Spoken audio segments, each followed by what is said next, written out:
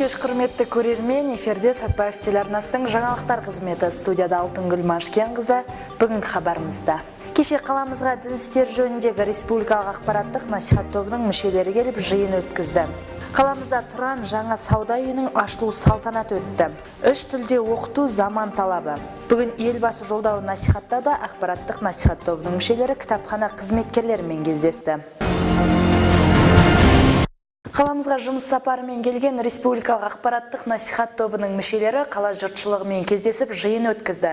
Аталмыш жиынға Қазақстан Республикасының Мәдениет және спорт министрлігі Дін істер комитеті төрағасының орынбасары Бақытжан Күлекеев қатысты. Тақырыпты толығырақ тілшіміз тарқатады. Республикалық ақпараттық насихаттық топ Сатпаев қаласы тұрғындарымен кездесу жиынына қала басшысы Әнуар Омар, Қазақстан Республикасы Мәдениет және спорт министрлігі Дін істер комитеті төрағасының орынбасары Бақытжан Күлекеев, Қарағанды облысының Дін істер басқармасының басшысы Қайрат Қарышқаұлы, филология ғылымдарының докторы, дінтанушы Ислам порталының редакторы Жалғас Сандыбаев, дін мәселелері жөніндегі ғылыми зерттеу талдау орталығының ислам зерттеу бөлімінің бас ғылыми қызметкері Марлен Муслимов, сондай-ақ қалалық әкім аппараты бөлімдерінің, мемлекеттік мекемелердің, қоғамдық бірлестіктер мен бұқаралық ақпарат құралдарының өкілдері қатысты. Келген қонақтар халықтың діни сауаттылығын арттыруда басты міндеттер қойылатындығын тілге тиек етті. 2011 жылы біз осы саланы реттейтін заңды өзгертіп, заңға бірнеше жаңалықтарды енгізген болатынбыз. Ол жаңалықтардың біреуі, біріншіден мына діни әрекетпен, діни іспен тек қана ресми түрде тіркелген діни бірлестіктер ғана айналысады. Ол не себептен жасалған жаңалық? Себебі өздеріңіз білесіздер, 2011 жылға дейін дінді насихаттап жүрген, дінді жүргізіп жүрген көптеген түрлі тұлғалар көбейіп кетті. Соның салдарынан көп азаматтарымыз жат діни сезім ілініп, басқа да жағына үрдістер пайда болған өздеріңізге мәлім. Қоғам өміріндегі діннің рөлі ерекше. Тәуелсіздік алғалы діннің беделі мен мәртебесі көтеріліп, дінге сенушілер сан артты. Сонымен қатар діни экстремизм мен терроризмге тартушы күштер мен сан алуан ағымдардың да ықпалы әсер етіп жатқаны белгілі. Осы тұста қазір жастарымыздың көпшілігі діни ақпаратты әлеуметтік желілерден, интернеттен қарап, уағысында білімдерін көтердік деп есептейді. Осындай жағдайда көптеген жастарымыз адасуға ұрынып, бұрыс ақпаратпен қаруланып, таза исламды ұстанудамыз деген ағым өкілдері көне заманнан қазақ даласын мекендеген мұсылмандарымыздың ұстанған сара жолын, дәстүрлі исламды мойындамай кір келтіруде. Осы жиында сөз алған ислам порталының редакторы Жалғас Сандыбаев, қазір өкінішке орай теріс бағыттағы ақпараттарға жастарымыз әуес екенін атап айтты. Ғаламтор деп жатырмыз, жаһандану деп жатырмыз, апырмай, ол нәрсеге біз кіріп жатқанымыз жоқ деп біз де кезінде жүрдік. Сөйтсек, біз білмесек те біздің балаларымыз, жастарымыз, өсіп келе жатқан буын бүлдіршіндер сол әлемде отырады екен. Өкінішке орай, ғаламтордың пайдасы да бар, зияны да бар. Өркениетті ел, мәдениет дамыған ел деген жерлерден бізге, біздің ұлтымызға, біздің құндылықтарымызға жат дүниелерді келіп жатты. Оның барлығын биліктен өткізбесек, болмайтындай бір жағдай екенін көрдік. Ашық осыдан да айтайық. Сол себепті біз деп атқанымыз арнайы мамандардың басын қосып, маман болғанда да дін саласындағы отандық ғалымдарымызды біріктіре отырып, қазірде Е-ислам деген порталын аштық. Өйткені адам профилактика дейміз ғой, алдын алу керек дейміз. Алдын алу керек болғандықтан нақты, деректі, сенімді білім жүйесін қайнар көзі керек болып тұрғандықтан осындай сайттарды аша бастады. Соның бірі мынау Е-ислам порталы еді. Екіншісі, жақсы, сіздер келдіңіздер, айттыңыздар, ағымай бір ақпарат келді, бұл қаншалықты дұрыс екен деген мәселе туындаса, 114 деген қауіп желі де ашылды. Соған звондап, кез келген уақытта бұл не қылған дін, немесе бұл не қылған ағым, немесе бұл не қылған насихат дегенде мәселені сұрап біле аласыздар. Сондықтан да терминологияға да, діни мәтіндерге де көптен көңіл бөліп, сол уақытта мамандарға хабарласқандарыңыз дұрыс болар. Дінге деген жастардың қызығушылығы күннен күнге артып келе жатыр. Енді сол жастарымызға дұрыс бағыттағы діни білім және тәрбие беретін ата-аналардың діни сауаттылығының жоқтығы да ащы болса да өмір шындығы. Сондықтан да жастарымыздың діни сауатын ашу қазіргі кездің өзекті мәселелерінің бірі болып отыр. айтайын деген тағы мынау Е-Ислам порталында бізде қазір дін және зайырлы мемлекет деген білесіздер, орта мектептерде арнайы не істеп жатыр, бағдарлама дайындалып, оқулықта жасалып, соған бірақтан кадрлар жетіспеушілігі сезіліп жатыр. Тарих шағаларымыз береді. Немесе тағы да бір басқа саласынан беріп жатыр. Соларға көмек ретінде жаңа Е-Ислам порталында біз оны басшылықпен келістік, құдай қаласа оны ашамыз, проекті де дайын. Дінтанушы бұрышы деген бұрыш болады. Сол жерге кіріп те көмекші құрал ретінде біраз нәрсені алуларыңызға болады. Жиынды қорытындылаған қала басшысы қажетті ақпаратты өзінің маманынан білгірінен сұраған абзал екендігін тілге тиек етті. Кез келген шарада соның білгірі, біз соның пікіріне құлақ асамыз, және оның уәжі бізді тоқтатуға тиісті. Егер де біз өзіміз алдын ала бір пікірге сеніп алып, тек қана соны дәлелдеудің жолдарын іздеп жүрмесек, егер де біз ақыл ойымызды, санамызды бос тастап, ешқандай алдын ала пікірдің жетегінде емес, ақиқатты іздеп жүрсек, аңсап жүрсек, соны түлектің ішіне түртінектеп табайын деп жүрсек, онда осы білгір мамандардың сөзіне тоқтағанымыз абзал.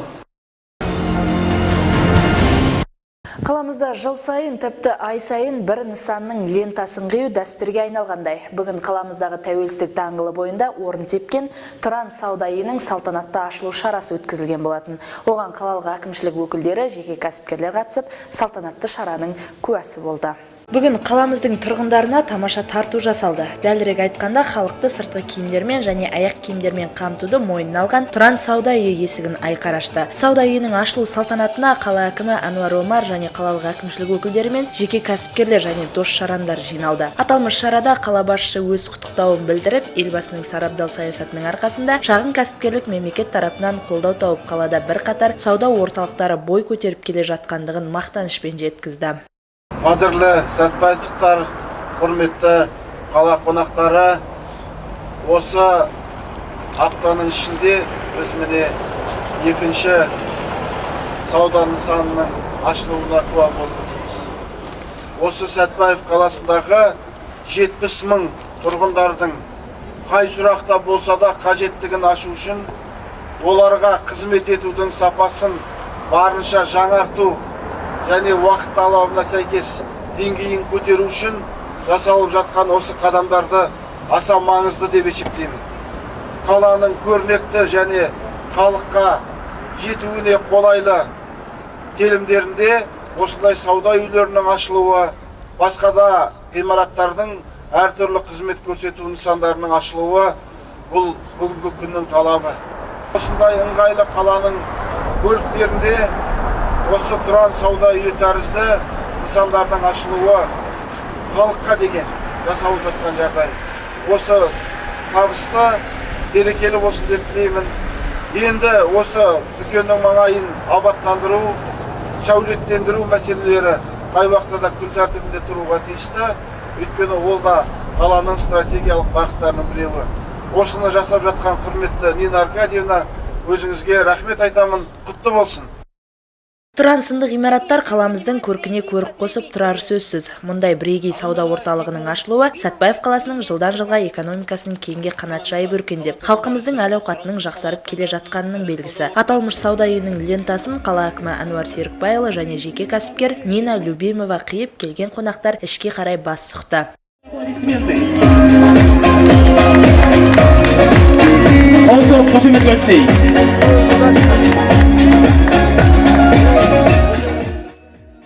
Сауда орталығында нәзік жандылар мен ер азаматтарға және балаларға арналған сырт киімнің түрлі үлгісін табуға болады. Сондай-ақ түрлі бас киімдер мен джинс үлгісіндегі шалбарлар да осы дүкеннің сөрелерінен орын алуда. Ал сауда үйінің жертөлесінен аяқ киімдер мен әйелдерге арналған сөмкелерді көре аласыз. 1990 жылдан бері сауда-саттықпен айналысқан Нина Аркадьевна 20 жыл мектеп қабырғасында білім беру саласында қызмет атқарған жан. Ең алдымен жеке кәсібін Тұрар базарынан бастаған еңбекқор азаматша бүгінде арманым орындалды дейді. Я сегодня открываю магазин, торговый центр «Туран». Это большая радость для меня. Это будет большой торговый центр. Мен бүгін Тұран сауда үйінің есігін қала тұрғындары үшін айқара аштым. Әрине, қуанышымда шек жоқ. Бұл қала тұрғындары үшін әйелдер мен ерлердің және балалардың сырт киімдерін сататын үлкен сауда үйі болмақ. Менің ойымша, осындай әдемі сауда нысандары қаламыздың көркіне көрік қосады. Менің отбасымның барлық мүшелері осында қызмет атқаратын болады. Біз ешқайда кетпейміз. Осы Сәтпаев қаласының өркендеуіне өз үлесімізді қосу үшін жұмыс жасайтын боламыз. Сондықтан да бүгінгі біздің қуанышымызға ортақтасқан барлық жандарға, әсіресе дүкеніміздің құрылысын жүргізген Сенемстрой жауапкершілігі шектеулі серіктестігіне алғысымды білдіремін.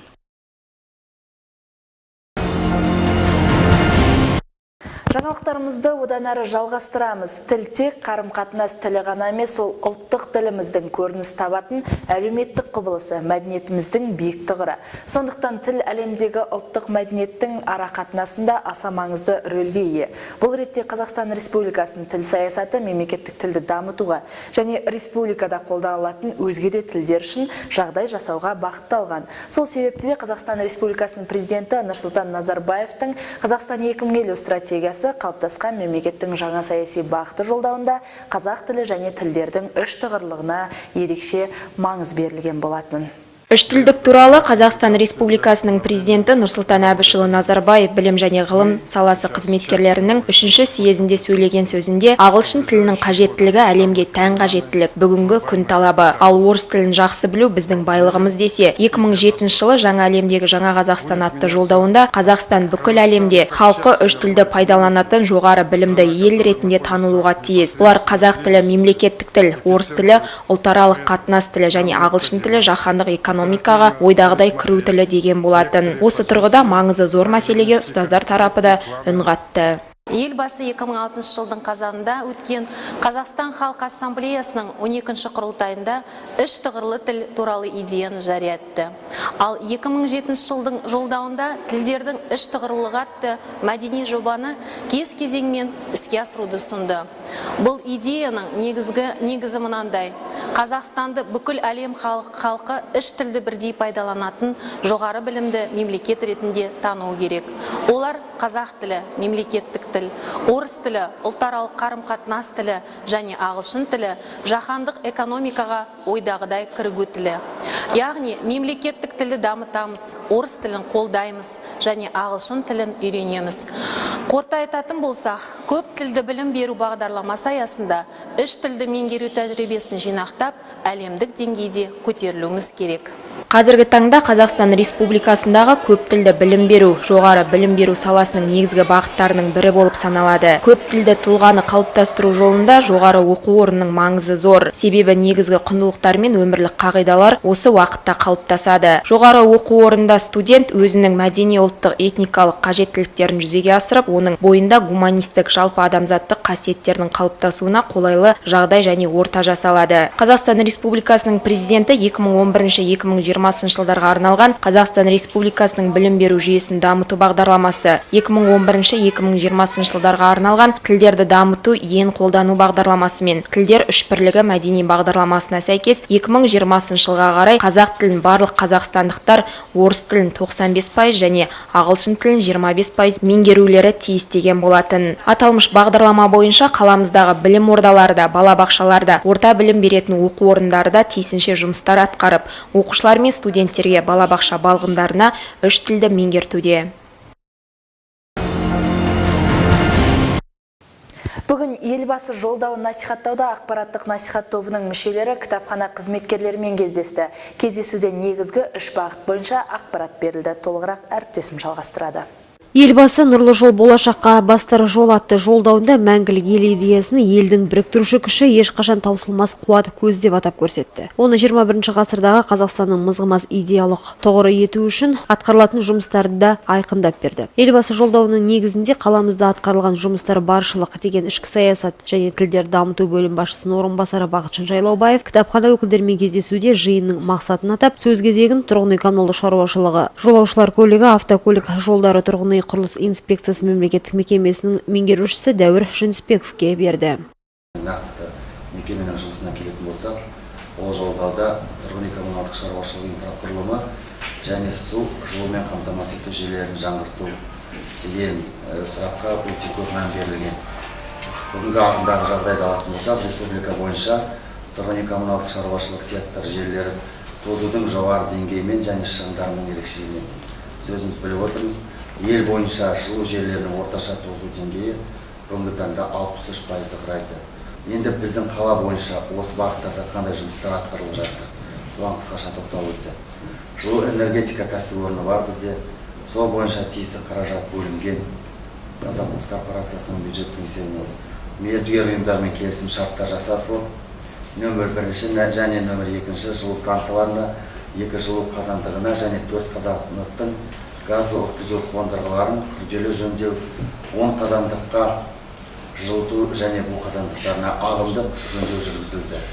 Біз бүгінгі таңда Сәтпаев қаласы бойынша осындай нөмір 1 жылу станциясында 3 қазандыққа мазутты үнемдеу және қазандықтың жылу беру қуаттылығын 55 гигакалория сағаттан 70 гигакалория сағатқа дейін арттыру мақсатында модернизация жұмыстары жүргізілуде бүгінде. Ол мердігер компания Центр Котлы сервис жауапкершілігі шектеулі серіктестігі бүгінгі таңда модернизация жұмысын жүргізілуде.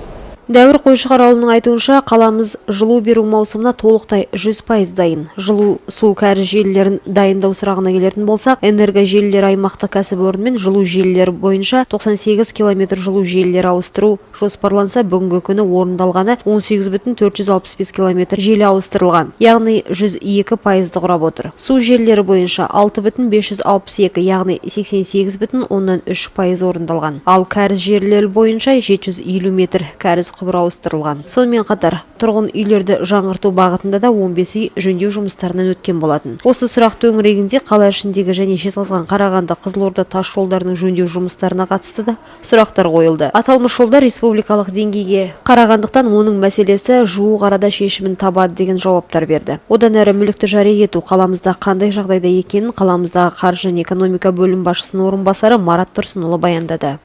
Оны сіздер түсініп отқан шығарсыздар, егер жаңа қосымша қаржы мен мүліктер жарияланған себепте біздің өзіміздің салық базамыз көбейтіліп, бюджетке түсімдер көбейе бастайды. Екіншіден, осы жарияланған ақша немесе мүліктерге кіріс көзі болып табылады және оған салық салынбайды. Жарияланған субъект әкімшіліктердің жауапкершілік баптарынан босатылады, ешқандай бұларға штрафтар немесе басқа да айыппұлдар салынбайды. Заңға сәйкес жариялауға мыналар жатады: ақша, бағалы қағаздар, заңды тұлғаның жарғылық капиталына қатысу еншісі, жекеменшікке құқыққа жариялық жасау субъекттеріне жататын жер телімінде орналасқан ғимарат, құрылым, құрылыс ғимараттары. Сонымен қатар Қазақстан Республикасының шегінен тыс орналасқан жылжымайтын мүліктер жатады. Егер де осындай объекттер немесе басқа да нелеріңіз болса, бұл жерде өтініш комиссияға өтініш тапсырасыздар. Сонымен қатар жеке өздеріңіздің бастарыңызды куәландыратын төлқұжат көшірмесі, сонымен қатар осы нысанның құрылыс нормаларына және ережелеріне сәйкес қарай ғимарат пен құрылымға техникалық зерттеу жүргізген аттестациядан өткен сарапшының қорытындысы, жылжымайтын нысанның мүліктің техникалық құжаты және жерді жеке меншігіне куәландырылатын құжаттар болу керек. Бүгінгі күнге дейін мүлікті жария ету бойынша 45 өтініш келіп түскен. Мүлікті жария етуге рақымшылық жасау бойынша өтініш, басқа да сауалдар бойынша қалалық әкімшілікке хабарласуға болады. Ақпараттық насихаттық топ мүшелерінің тағы бір мәселесі, кездесуде айтылған тағы бір сұрақ діни экстремизм мен терроризмнің алдын алу бағытында болды. Аталған сұрақ бойынша Алмас Адайұлы да біршама ақпарат берді. Қазіргі таңда қоғамдық ортада діни бағыттағы теріс ағымдардан сақтандыру, жас ұрпақ санасына кері ықпал ететін оқиғалардың алдын алу, арттыруды көздеген тәрбиелік танымдық шаралар, белгіленген жүйедегі жоспарлы жұмыстар қаламызда да жүргізілуде. Кездесу соңында ақпараттық насихаттық топ мүшелеріне сұрақтар қойылып, жауаптар алынды. Сәрсенбінің сәттігіне келіп түскен ақпараттар легі осындай болды. Алда орай мәліметі және орыс тіліндегі жаңалықтарымыз. Мен өздеріңізбен ертеңге дейін қоштасамын. Эфирде қайта жолыққанша аман сау болыңыздар.